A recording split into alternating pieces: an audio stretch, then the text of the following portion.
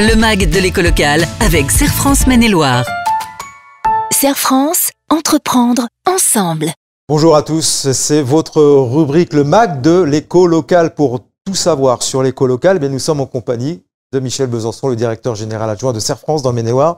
Bonjour Michel. Bonjour Thierry. Dans une précédente vidéo, vous nous aviez tout dit sur la SCI, mais il y a encore quelques questions qui nous sont parvenues. Notamment celle-ci, la SCI permet-elle de décider du devenir d'un bien, même si les enfants sont nus propriétaires? C'est très précis. Voilà, la question, je pense qu'elle est forcément vécue, c'est la situation de parents avec des enfants nus propriétaires et on a un bien à l'intérieur et est-ce que les parents peuvent décider du bien?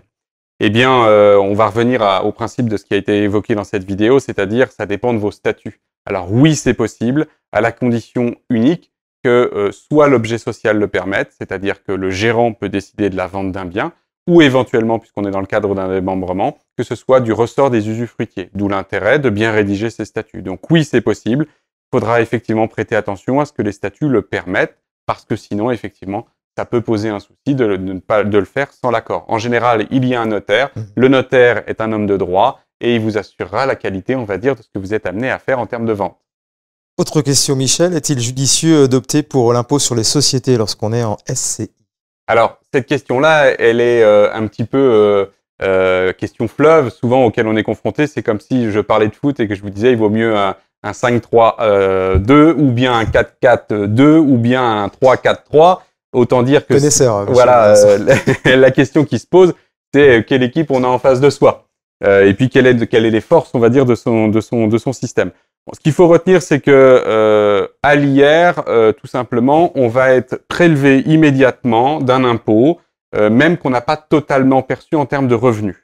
Et à l'issue, on sera soumis à la plus-value qu'on appelle la plus-value privée. Et cette plus-value privée, elle est exonérée au bout de 22 ans sur la partie impôt et au bout de 30 ans sur la partie des cotisations sociales. Donc ça, on connaît le principe. Donc un peu plus taxé, je dirais, dans le fonctionnement et un peu moins à l'issue.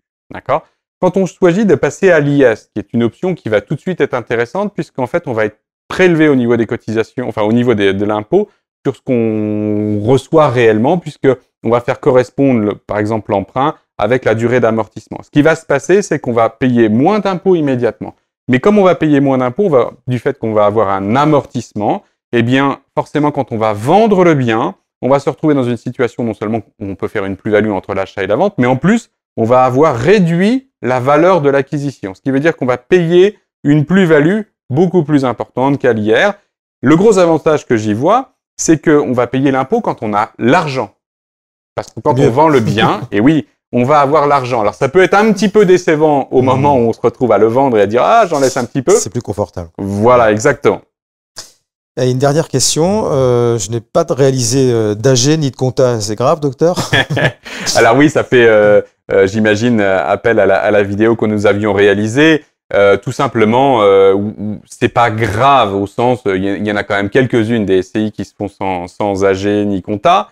Cependant, si vous voulez avoir une opposabilité vis-à-vis de l'administration fiscale, il faut que vous ayez une preuve de la vie de la SCI. Et donc, une petite compta, une assemblée générale qui statue sur les comptes, c'est l'assurance qu'on ne vous la remettra pas en cause. Si vous avez un schéma qui est intéressant dans l'organisation familiale, je vous encourage à ce moment-là reprendre ce qui n'a pas été mis en œuvre. C'est pas très compliqué. Un professionnel, on va dire, de la comptabilité peut vous faire ça. Et ensuite, vous serez carré et vous serez tranquille aussi entre les tiers, parce qu'on n'est jamais à l'abri qu'un associé décède, que ce soit un représentant qui arrive et qui exige des comptes. Donc, le plus simple, c'est la sécurité et donc d'avoir une assemblée générale adéquate. Merci. Voilà, vous savez encore un peu plus de choses sur la SCI. Si vous avez malgré tout encore d'autres questions, n'hésitez pas sur les réseaux, vous posez vos questions et on pourra y répondre dans une prochaine vidéo. Merci Avec Michel. Plaisir. Merci Thierry. Le MAG de l'éco locale avec Serre France Maine-et-Loire. Serre France, entreprendre ensemble.